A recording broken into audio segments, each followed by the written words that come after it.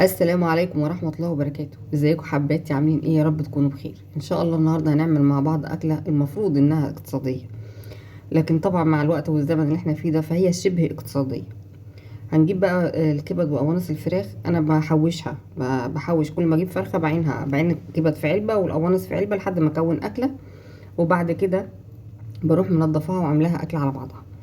فانا هنا عملتهم، غسلتهم ونضفتهم كويس وعصرت عليهم ليمون وخدت حبة منهم على جنب كده، حبة قوانص في طبق وحبة كبد في طبق، وهدبلهم بمعلقة من الكزبرة، معلقة من الكمون، معلقة صغيرة من الكمون، ومعلقة صغيرة من الفلفل الأسمر، عشان أعملها بفلفل أخضر وبصلة، لأن مش كلنا بنحبها.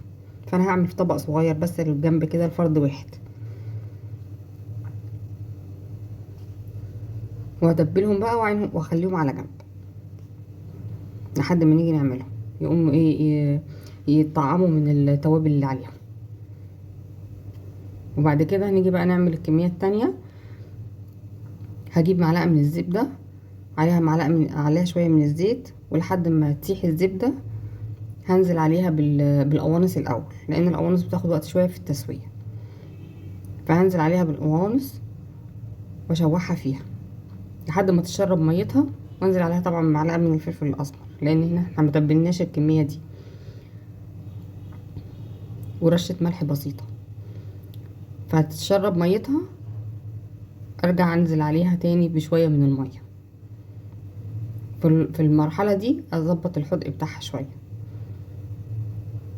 واغطيها بقى لحد ما تدخل في السوا، بس طبعا مع ان انا اخلي بالي منها وهي على النار.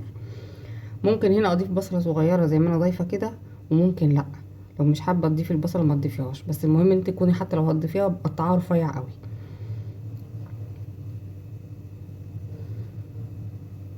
هنسيبها بقى لما تدبل البصلة شوية كده، تدبل البصلة، هنزل بالكبد ومعاها برضو شعرة من الفلفل الاسمر، لاننا برضو هنا مش متبلين الكبدة دي بالشكل ده.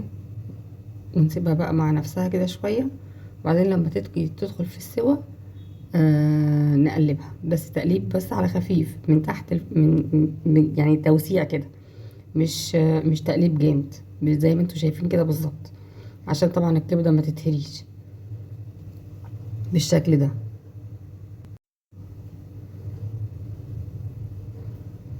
احنا ممكن نعمل من الفراخ اكلات مع اكتر من اكله طبعا. ممكن نجيب الفرخه ونقطع الجوانح بتاعها ونعينها بنفس الشكل في علبه لوحدهم على جنب، الجوانح والرقب بتاعتهم نعملهم بالفيجيتار. الحاجات دي كلها ان شاء الله هنعملها سوا، ونشوف هنقدر نعمل ايه منها. هنا بقى هنسوي الكبده اللي هي كانت متبله دي.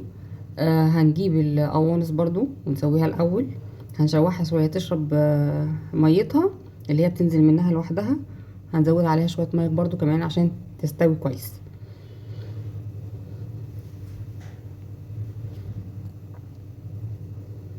هنظبط حدقها طبعا، هنزودها شويه ميه صغيرين على قد الكميه اللي عندك،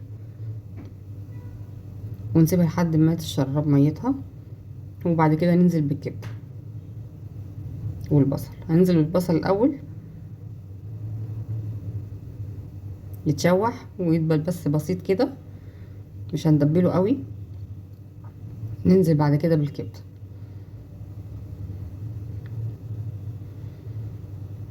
برضو هنشوحهم مع بعض، وفي الاخر خالص هننزل بالفلفل الاخضر بعد ما تستوي الكبده بالشكل ده. ونسيبها بس دقيقتين 3 كده مع بعض، بس مش هنسيبها تدبل قوي الفلفل الاخضر عشان لونه ما يروحش. ولو عندك فلفل الوان ممكن تحطي، بس انا كان المتاح عندي بس هو الفلفل الاخضر، فالمتاح عندك اعملي بيه. هنا بقى هنيجي نعمل الرز، وانا عامله هنا رز ابيض. فانا بعمله بطريقه السقط الرز، مش بشوح الرز في السمنه. انا جبت هنا معلقه كبيره من السمنه البلدي، انا عامله كوبايتين من الرز. هسيح السمنه واروح نازله عليها بالميه على طول. عامله كوبايتين رز، يعني هحط كوبايتين ونص من الميه، كل كوبايه لها كوبايه وربع ميه. ده الرز المصري. ونسيبه بقى كده لما يغلي. نحط له بقى معلقه ملح ومعلقه فلفل اسمر بس، مش هنحط حاجه تاني. ونسيبه بقى لما يغلي ويدخل في ويغلي كويس. وبعدين اسقط عليه الرز.